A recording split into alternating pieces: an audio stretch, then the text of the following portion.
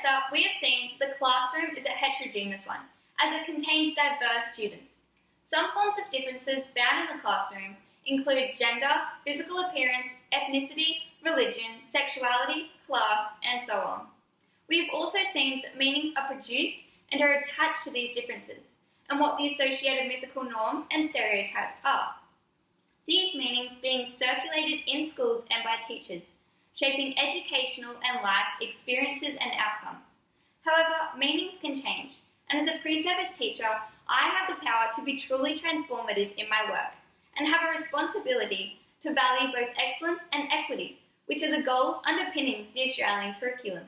According to the Melbourne Declaration on Educational Goals for Young Australians, we must provide all students with access to high-quality schooling that is free from discrimination.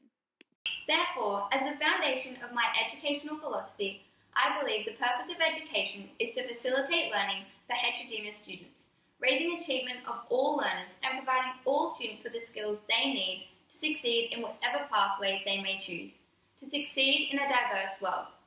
Not just building skills in literacy and numeracy, but in real-world knowledge, in relationship skills, and developing students' self-concept and self-efficacy. I believe all students have the right to quality and equitable education, one that caters for their individual needs and recognises and builds on prior experiences, making links to real-life relevance. Like Dewey, I believe that the school life should grow gradually out of the home life. I also believe the school needs to build and be a place of community and create a sense of belonging for all students, regardless of their gender, class, or ethnicity. Dewey believes that much of present education fails because it neglects this fundamental principle of the school as a form of community life. I hope to achieve a classroom that includes and values everyone, that enables everyone to have a voice. My classroom will be, look, and feel like a place of inclusivity and belonging, one that does not perpetuate the mythical norms and stereotypes bound upon some of the differences found in the classroom. I believe education is about transformation. Alton Lee describes quality teaching as pedagogical practices that facilitate for heterogeneous groups of students. But what pedagogical practices will create this? In my classroom, I want to enact the pedagogical practice of actively engaging my students in their learning. I want to motivate and inspire my students and have interactive relationships with them while showing them care and support. Like bell hooks, I believe the best forms of learning come from an engaged pedagogy. The engaged pedagogy recognises that we learn best when there is an interactive relationship between student and teacher. I will build trusting relationships with my students to get to know them beyond the surface level. One of the Australian professional standards of teachers is to know your students and how they learn. I believe getting to know my students, understanding their strengths, weaknesses, learning styles, and traits is the best way to promote inclusivity in the classroom. By getting to know my students and enacting the engaged pedagogy, I will be able to discover what my students know and build on their prior knowledge and experiences. I believe it is important to establish the classroom as a community and build a sense of belonging and trust. To do this, I believe it is important to acknowledge everyone's presence and recognise the value of each individual. I want to create an open learning community, and to do this, I will first gain students' trust and foster integrity, dignity, and care in the classroom, which are some of the values that underpin the teaching profession.